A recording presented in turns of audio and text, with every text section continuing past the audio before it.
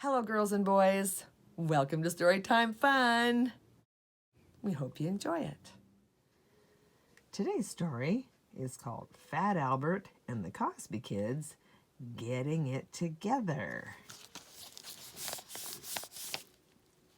You know, if you're having a good time with a bunch of your friends, it's easy to forget somebody who isn't part of your group. And if you're the one who's left out, it's easy to feel sorry for yourself and to want to get even. The best times are the times when everybody plays or works together. At least that's what Fat Albert and the Cosby Kids found out. The boys were hanging around the junkyard, wondering what to do next, when Weird Harold spotted an old bed spring. "Look, man," he said, "a harp." He plucked the wires, twang, twang. Rudy picked up a piece of metal pipe. "Hey, I got a horn!" He blew into the pipe, and a loud toot toot came out. Bill dug through the piles of junk until he found a huge metal pot and a couple of wooden spoons. "This has got to be the perfect kettle drum," he said as he pounded on the pot. Thump, thump. Soon each of the older boys had his own musical instrument. Albert stuck a bow into the top of an oil drum to make a bass fiddle. Bucky hung bottles and tin cans from an old clothes rack and tapped them with a spoon. Only Russell was left without something to play. "Hey, Harold," Russell said, "give me a turn at playing that harp." "No, man," Harold replied. "Only an expert can play a fancy instrument like this." He pulled at the wires. Twang, twang-a-twang. "See?" "Albert, how about the bass? Will you let me play the bass?" Russell asked. Hey, you're too short," Albert answered. "It takes a big man like old Albert to play this bass." Plunk, plunk, plunk, plunk. Russell went over to Bill. "Bill, you're my big brother. Our mama told you to look out for me. So let me try your drum, just for a while, please." "Looking out for you doesn't mean turning over my very own kettle drum," Bill told him. Thump, thump, thump, thump, thump. Russell was almost in tears as he walked away from the junkyard. "Those guys never let me play, just because I'm smaller than they are," he said to himself. "Well, I'll fix them. Someday I'll be 7 feet tall and rich and famous. They'll come to me and beg me for a favor, and I'll just pretend I don't even know them." Russell headed home, thinking of the day when he'd get even. Suddenly, he heard a bump, a rattle, and a crash. He looked up and saw a snare drum lying in the street and a truck driving away. Russell hurried over and picked up the drum. "Hey, mister," he yelled, running after the truck. "You dropped something?" The driver stopped the truck and got out. "Hey, mister," Russell panted as he ran. "This drum fell out of your truck." The man took the drum from Russell. "Oh, it's got a big dent. It's no good to me now. Listen, son, you were honest enough to return this. Why don't you just keep it?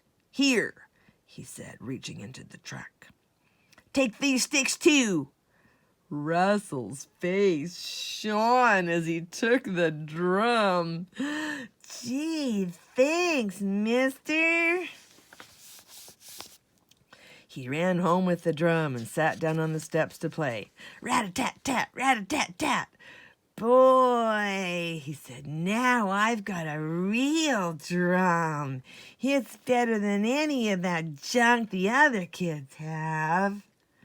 Just then, the older boys came down the street, carrying their instruments to their private clubhouse. Hey, Albert called. "What have you got there, Russell?" Russell grinned at Albert and the gang. It's a drum and it's mine. It fell out of a truck and the driver let me keep it. Weird Harold looked at the drum.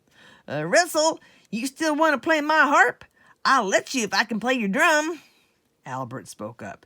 Hey, if you stood on the step, you'd be tall enough to play my bass. Want to try? Little brother, Bill said, you were right. Mom would want us to share. Here, you can play my kettle drum. No, Russell said. You wouldn't let me play when I wanted to. Now you want to share because I've got my drum that's better than your stuff. Well, I won't share it with any of you.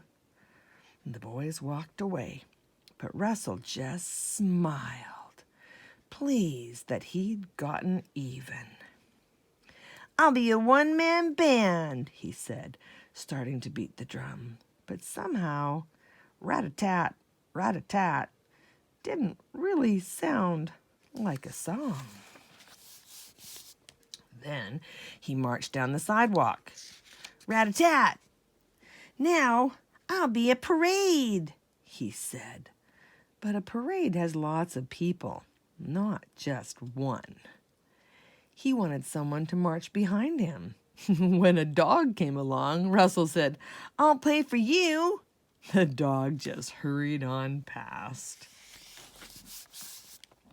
After a while, Russell realized that he wasn't really having much fun. It's nice to own a drum, he thought, but a drum should be part of a band. It just doesn't sound as good by itself. He sighed. Then Russell's face brightened. He had an idea. A few minutes later, Russell walked into the clubhouse. Hiya, fellas, he said. Does anybody want to try playing my drum? For the rest of the afternoon, the boys took turns on the instruments.